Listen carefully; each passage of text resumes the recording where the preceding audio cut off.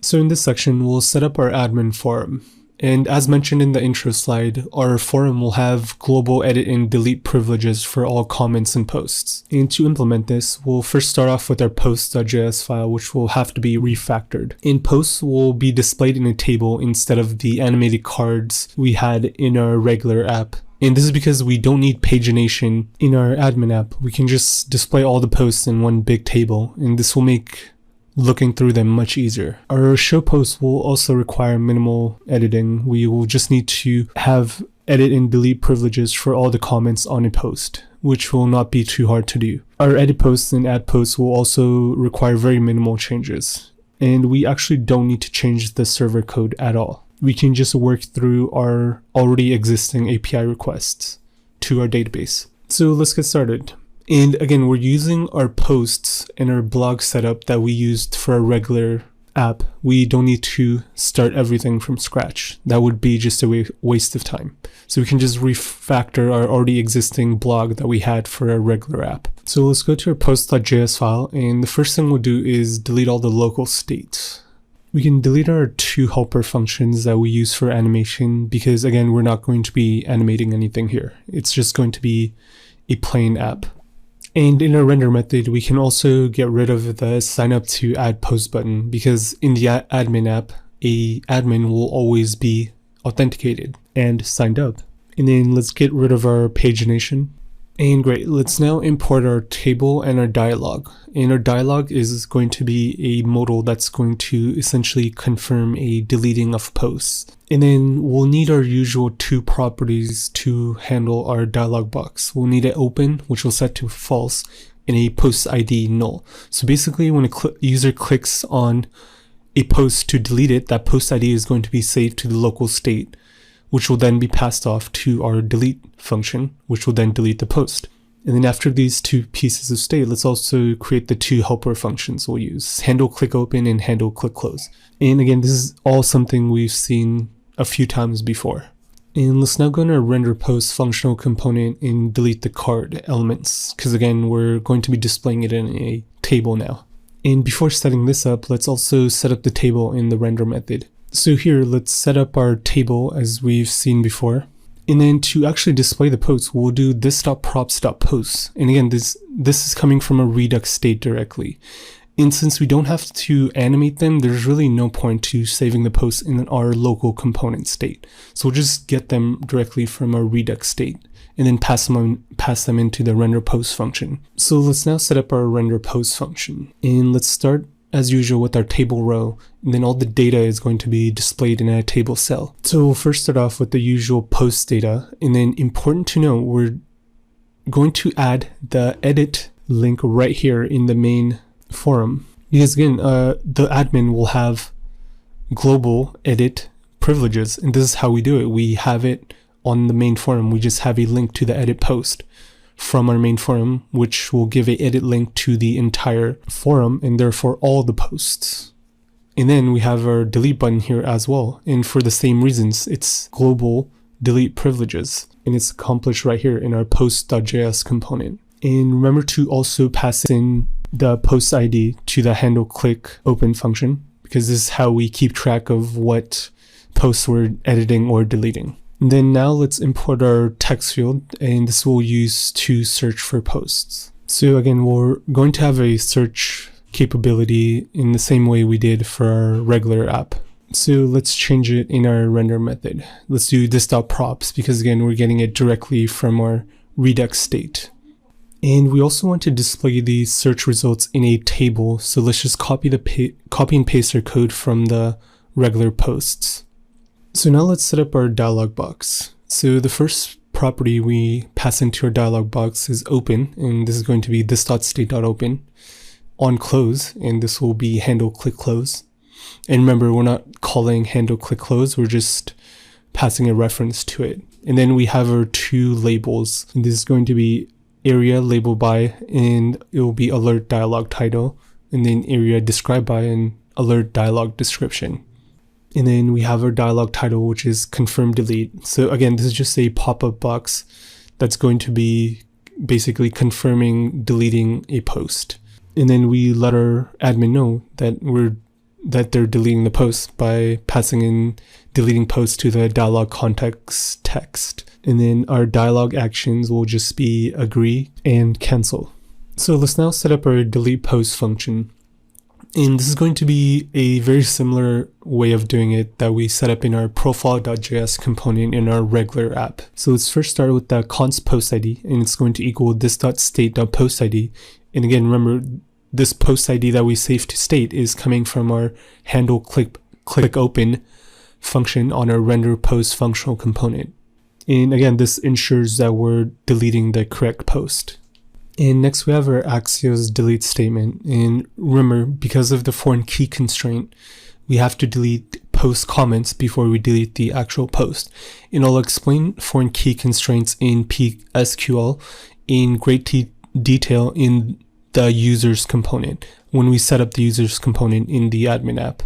And after the deleting posts request, we do a .then statement and then do another Axios delete statement and delete the post. And we're passing in our post ID to the data property in both of these Axios delete requests. And after this, we have our catch error console.log and our .then, which will close our pop-up box. And then we have our history replace, which will redirect to the home page. And let's also make sure to import history since we're going to be using it here. And now for our edit post component. In the handle submit in the edit post component, let's change user ID and username. So how we currently have it set up is our edit post submits the post with the current user's ID and the current user's name. But this is the admin app.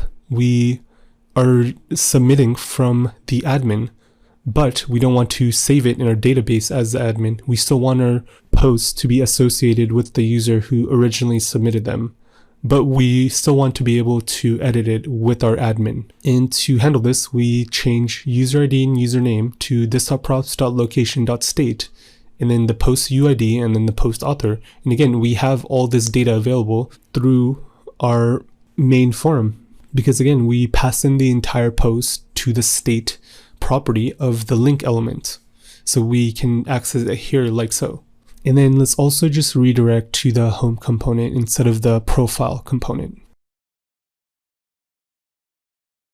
And we're done with the edit post component. Let's go to our show post component and set up that. So in the same way we have global edit and delete privileges on the posts, we also want the same privileges on the comments. To accomplish this, let's go in our render comments function and simply delete the ternary expression that checks if the user ID is equal to the current user ID. And this will make the edit button appear on all the comments, which will give us global edit privileges and delete privileges as well. So let's now look at our handle submit function. Do we need to change this? And really think about it. And the answer is no, because the admin should be able to submit a comment as normal. And remember, this is connected to the same database, so this admin app will submit a comment and save it in the database like a regular comment. So for that reason, we can actually just leave this alone and we'll have our comments appear in the regular app as if a user submitted it from the regular app. So we don't actually have to change anything in the handle submit function. And in our regular app, it will also show that this comment was submitted by an admin. So it works as is, we can just leave it alone. And how about our handle update function, which edits a comment? Do we need to change this? And the answer is yes, we do. Because remember, we're editing a comment as an admin, but that comment is posted originally by someone else. And because of that, we want to keep their original user ID and username to the database. So that comment is still associated with that user. We're just editing it as the admin. And again, the reason for this is maybe you have a user that posts something that's maybe worded incorrectly or has a typo. We can edit it for their benefit. And again, this is a very common functionality you see in most blogs. So we have our user ID and username, and we're getting it currently from this.props.db profile. And this is how we set up in our regular app, which gets that current user's user ID and username from the Redux store, from their profile. And now we actually have to change it to keep that user ID and username. And how we do that is the same exact way we did for the posts. So we use this.props.location.state, which again contains the entire post, including the user ID and username. So let's change our UID and username. Now in our render method, let's get rid of our authentication ternary expression for showing the submit button or not. And this is because in an admin app, the admin should always be authenticated. There should never be a situation where an unauthenticated user is viewing or using our admin app. That would not make any sense. So for that reason, we actually don't need the authentication state. Therefore, we can just always show the submit button.